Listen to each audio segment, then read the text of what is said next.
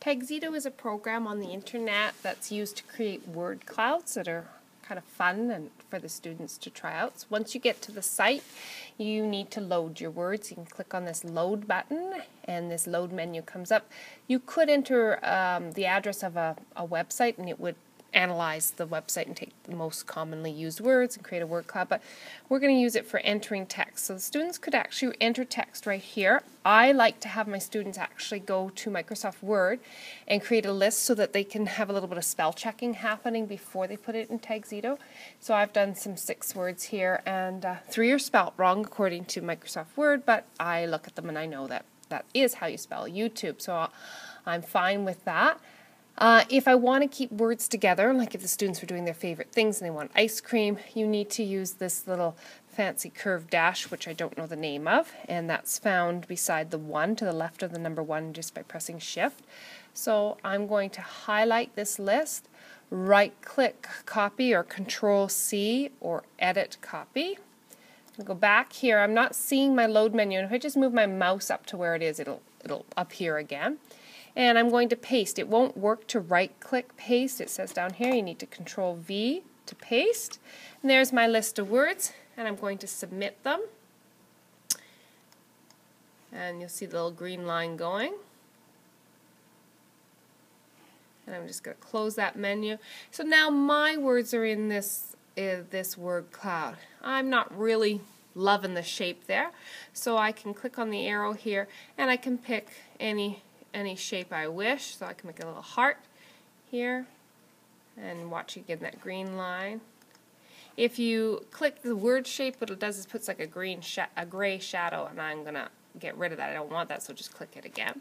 History is a button that's useful. It shows this is where we started. Here's my words added. Here's my shape changed. I'm going to hide the history from now. I can also go to full screen. You want to do that after your words are added. To get out of it, you just press Escape. And if you go to color here, what it does is it keeps the colors that are there, but it just spins the color so that you watch the word Storybird changes color. It just uses the same colors but on different words. Theme, you can spin and just go through different themes and see if you find something you like, or if you want to look at it, you can press the arrow and choose. So I could choose Be Mine and go with all pinks and reds. And there's lots for the kids to pick from. Maybe try this one. And you can lock it to keep it in place. The fonts you can spin so you can get some different fonts. It's telling you what fonts are down here and what colors are being used. Orientation, you can spin the orientation, or I'll show you here with the arrow. Any, or if you do horizontal, if you look at the words right now, they're kind of all which way. You've got some horizontal and vertical. So if I click on orientation, I lost it, and go to horizontal, and just wait, all the words are left to right. And if I change that orientation and I go to vertical, all the words are up, down. And then we have horizontal and vertical, like that. Or if I just do any, it's a little bit more haphazard looking. And I can spin the layout, which is just kind of where the words are. And I can just spin everything and see what comes up.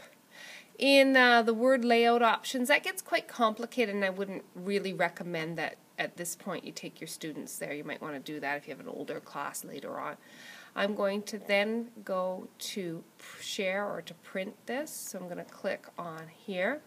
What I've done with my students is have them save it as an image, and it doesn't need to be a high resolution image because they're not going to be saving it, printing it. They're just going to be saving it onto their blog or something, so you can pick something low like that. Just give it a name that they can find it. Make sure they pay attention to where it's being saved and click on Save. And now they can access that as a picture. They could also go to print if you're connected to a color printer and just print directly as well.